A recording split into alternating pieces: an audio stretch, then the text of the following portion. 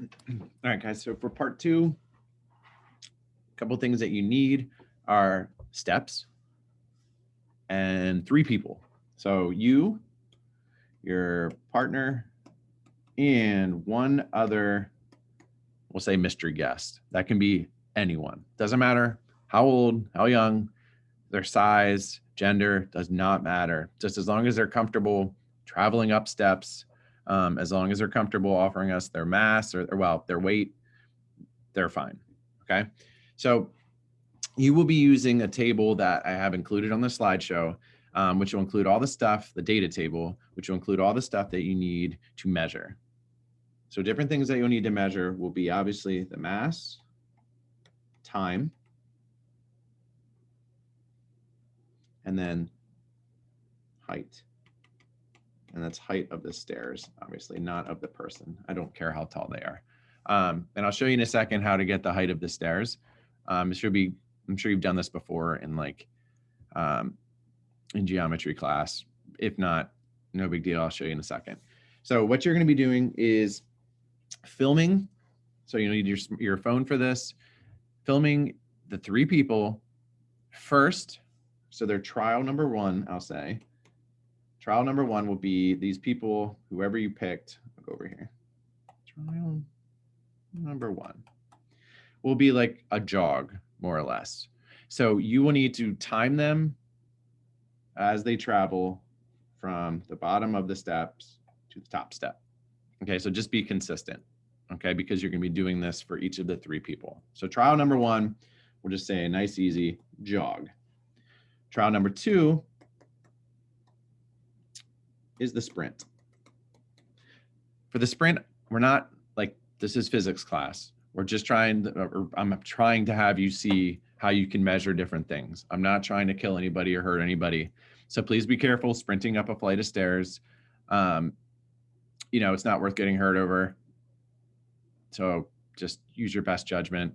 But at the same time, don't like slack off either. So you just want to make sure that your pace for the second trial is faster than your pace for the first. That's really all I'm asking. So if it's not like a sprint, if you're going to be one of those guys that you clearly went as fast as you could, but you don't want to admit that and you just want to be cool about it, as long as it's faster, if trial two is faster than trial one, you're good. As far as measuring the height of the steps, I mean, all you really need to do is measure from here. Actually, I'll do it in a different color. I'll do it in blue. Let's measure from here to there, right? So that would be the height of one step. And then, so I'm going to say height of step. And then all you got to do is just multiply it by your number of steps. Okay, so in this case, we got obviously 1, 2, 3, 4, 5 times 5, and that will give you the height that you're traveling. Okay. Ideally, it can be just a flight of stairs is fine. If you just have like 1 or 2 stairs, that's not enough. Okay. So use your best judgment here. If you're training at YSC, like that's a perfect spot because obviously there's steps all over the place you could use. If you're at home, that's cool too. But just make sure you actually measure this height, and it'll be different depending on where you are. So make sure you're paying attention to that, and don't just like steal somebody else's dimensions, because obviously steps are different. They're built in different ways depending on where you are. All right. So you're going to be getting the height. You're going to be measuring the mass. You're going to measure the time it takes to run from the bottom to the top.